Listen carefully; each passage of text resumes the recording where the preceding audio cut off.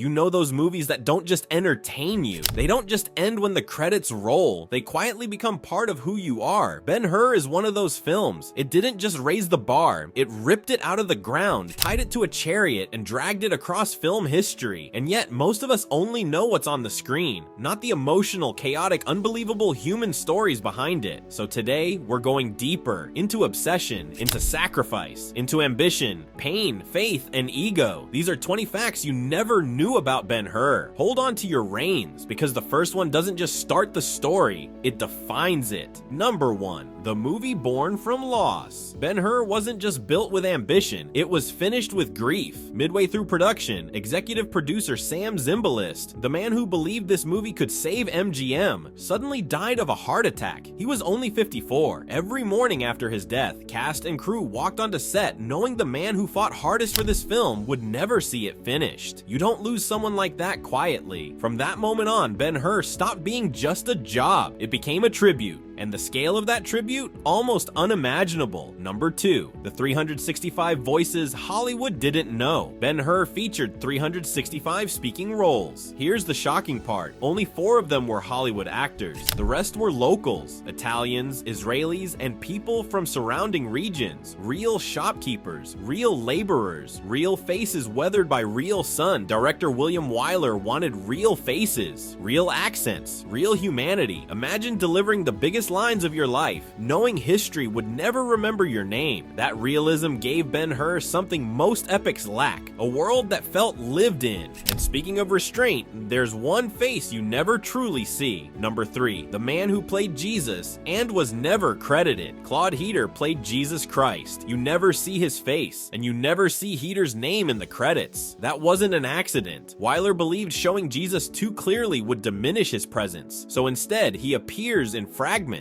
A hand reaching down, a shadow falling across stone, a silhouette against blazing light. By hiding his face, the film let every viewer imagine him differently, and somehow, that made him feel more real, not less. In an era obsessed with spectacle, that restraint was radical, but restraint didn't apply to everything. Number 4, 1 million props and 25,000 witnesses. Ben-Hur wasn't a film set, it was an entire ancient civilization built from scratch. 1 million props, 100,000 costumes, over 300 massive sets sprawling across Italian backlots, enough plaster and lumber to build a small town. Thousands of workers arrived each day to a world that didn't exist anywhere else on Earth. People noticed. More than 25,000 visitors came to see it, including Audrey Hepburn and Kirk Douglas. They walked through Jerusalem, they touched Roman columns, they stood in an empire made of sawdust and dream, and all that size. It wasn't just for awe, it was survival. Number 5, the film that saved MGM from dying. MGM was collapsing, losses were mounting, executives could hear the bankruptcy clock ticking louder every quarter. Ben-Hur wasn't a gamble, it was the last card. If this movie failed, there was no backup plan, no safety net, the studio would die. Then the impossible happened. Ben-Hur grossed $147 million worldwide, becoming the second highest grossing film ever at the time. One movie didn't just make history, it kept the studio's heart beating, and it did it with music that refused to be small. Number 6, the longest film score ever written. Composer Miklos Raza didn't write background music, he wrote a symphony of survival. The score ran 110 minutes, the longest original score ever composed for a film at that time. Horns that shook theater walls, strings that followed you into the parking lot, drums that matched the rhythm of hoofbeats and heartbreak. Every emotion had a pulse, every scene had a soul, and just like the music stretched limits, so did the production itself, sometimes too far. Number 7, the country that kicked Ben-Hur out. The desert scenes were planned for Libya, everything was ready, locations scouted, contracts signed. Then the government realized the story was deeply tied to Christianity, and just like that, MGM was told to leave immediately. Imagine being days from filming, only to hear your story isn't welcome here. The entire production scrambled across the Mediterranean to Spain, home to Europe's only true desert. But rejection didn't just come from governments, it came from Hollywood royalty. Number 8, Kirk Douglas walked away and created Spartacus. Kirk Douglas was offered the role of Messala. He said no, he didn't want to play a second-rate villain. He wanted to be Judah, but the role already belonged to Charlton Heston. That rejection rejection didn't just sting, it burned so deeply that Douglas went on to produce and star in his own epic, Spartacus, just to prove he could carry a film of this magnitude. One no didn't end a career, it ignited a rivalry that shaped cinema. Think about that. Ben-Hur was so powerful it created another masterpiece out of pure spite, and the danger on Ben-Hur's set, very real.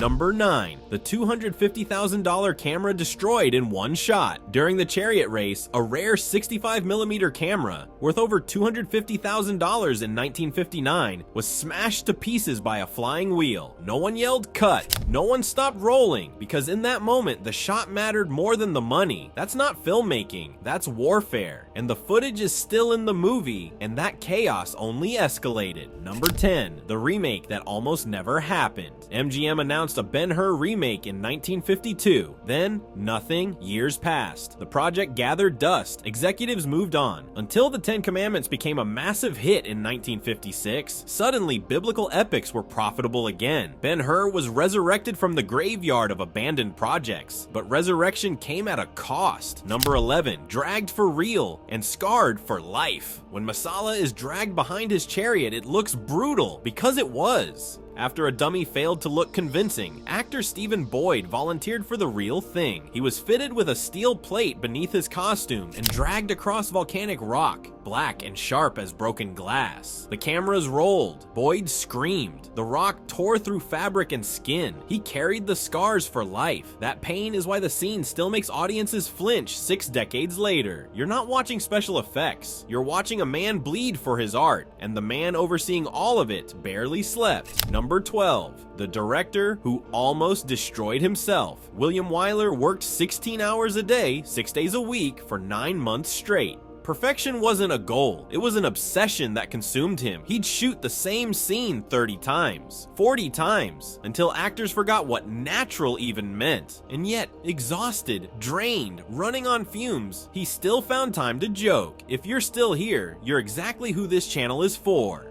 Tap that subscribe button, because what's coming next changes everything you thought you knew. Number 13. The joke that defined Ben-Hur. Wyler loved pointing out the irony. A Jewish director made the most famous Christian epic ever filmed. He'd joke with cast and crew. It takes a Jew to make a good film about Jesus. What he really meant was this: truth matters more than labels. Authenticity transcends identity. But not everything was funny. Number 14. The legal battle before opening night. Before Ben-Hur even premiered, it was buried in lawsuits. Multiple writers fought for credit: Carl Thunberg, Christopher Fry, Gore Vidal, S.N. Behrman. Scripts were rewritten endlessly, sometimes overnight. Everyone claimed ownership, no one backed down. The chaos nearly overshadowed the film itself. Yet, quietly, a legend was watching. Number 15. Sergio Leone's first step toward greatness. Before the good, the bad, and the ugly, Sergio Leone was just an assistant on Ben-Hur, managing extras, watching Wyler obsess over angles, learning that perfection requires sacrifice. He absorbed every lesson. No one knew he'd redefine westerns forever, and Ben-Hur's influence didn't stop there. Number 16. The Emperor who broke tradition. In Japan, Emperor Hirohito attended Ben-Hur's premiere. It was the first time he'd ever watched a film outside the palace walls. That's not entertainment, that's cultural gravity. A movie so powerful it bent royal protocol, and within the film, a secret tension simmered, one the star never knew existed. Number 17. The subtext Charlton Heston was never told. Want to know what's darker? Writer Gore Vidal claimed he added subtle homoerotic tension between Judah and Masala. 2 childhood friends turned bitter enemies. Wyler approved it. Stephen Boyd knew about it, but they never told Heston. Wyler allegedly said Chuck would fall apart, so Boyd played his scenes with longing and rage and something unspoken, and Heston played them straight, literally. Whether intentional or not, audiences felt something electric in those scenes. They still debate it today. Did you feel it when you watched? The tension Heston never knew he was playing. Even the MGM Lion played along with the secrecy. Number 18. The silent roar that shocked audiences. The MGM Lion always roared. Every movie, every premiere. That roar was the studio's signature. Except here, the lion appeared on screen, majestic, powerful, but the sound was gone. Complete silence. a moment of reverence before something sacred. Audiences sat in confused awe, and Ben-Hur was so massive, even its leftovers became cinematic history. Number 19. The movie so big, its scraps became another film. Years later, Charlton Heston reused leftover Ben-Hur footage in his passion project, Antony and Cleopatra. Ships, crowds, battle sequences. Imagine a film so enormous its discarded scenes were still cinematic gold. Most movies leave behind deleted scenes.